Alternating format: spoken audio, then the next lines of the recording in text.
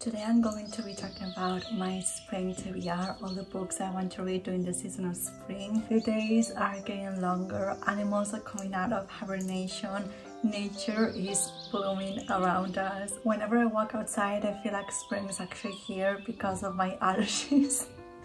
But apart from that, I do love spring.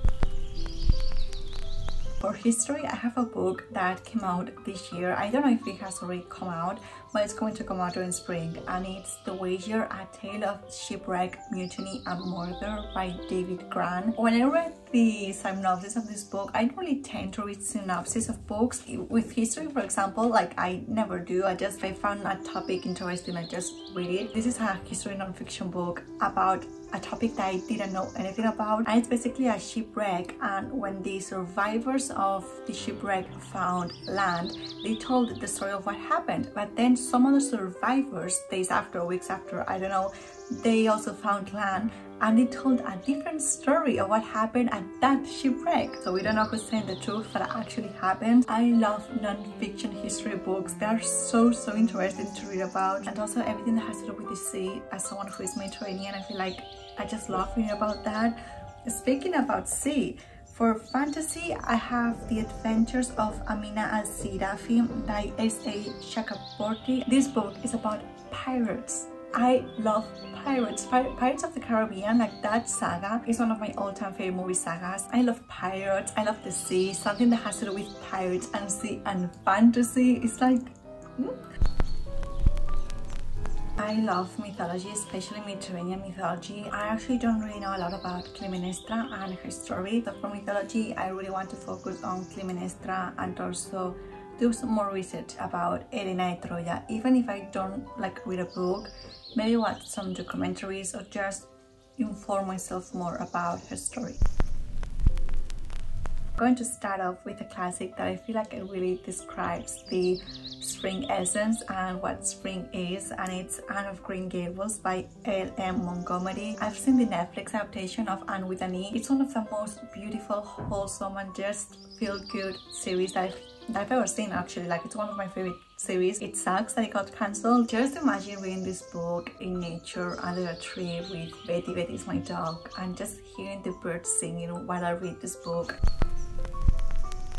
The first one is Fiesta, The Sun Rises by Ernest Hemingway. This book is based in Spain. I'm Spanish, in case you didn't know, in case you couldn't tell from my accent. I think this is set in the north of Spain, in Pamplona, I'm pretty sure. Ernest Hemingway was someone that loved bullfighting, like watching bullfighting and like toreros and drinking, siestas, sun, the Spanish sun. I'm completely against bullfighting and some of the animal culture that Spain still has, sadly. I really enjoy his writing. I've read 2 books by him, and then A Room of One's Own by Virginia Woolf. She's very well loved here in the book community. Everyone says that her stream of conscious writing is just very easy to read, like it really captures you into her writing or what she's telling you. I'm someone that keeps a diary, like this is my diary. I've been writing my diary since primary school. I have so many of them, not that I'm ever going to publish them because, you know, I'm not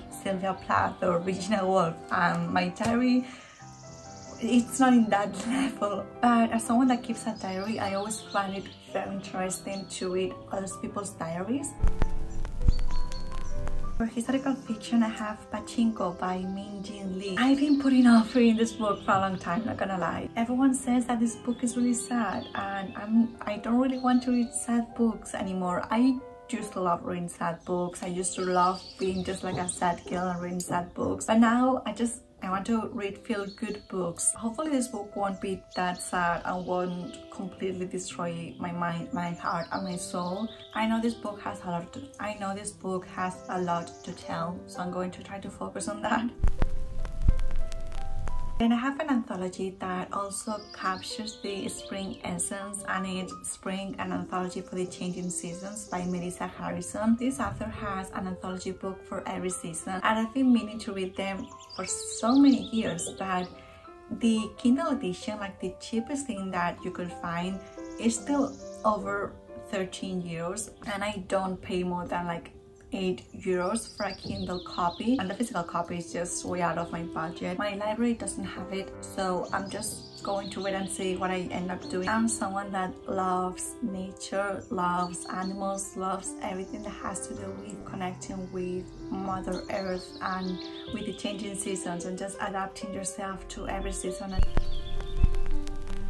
And then for philosophy, I have The Wisdom of Insecurity, A Message for an Age of Anxiety by Allan W. Watt. Allan W. Watt is someone that I love hearing his speeches. He has a lot of speeches on YouTube or just, around the internet. It's always very interesting to read about philosophy or the spirituality of people that live in another age, of people that lived in previous decades, because society is always evolving and changing. This book is a message for an age of anxiety, and I feel like the anxiety that society lives now is very internalized. Anxiety is something that has obviously been around for such a long time, but I feel like nowadays people talk about anxiety as if it's something very casual, like, yeah, I have a lot of anxiety.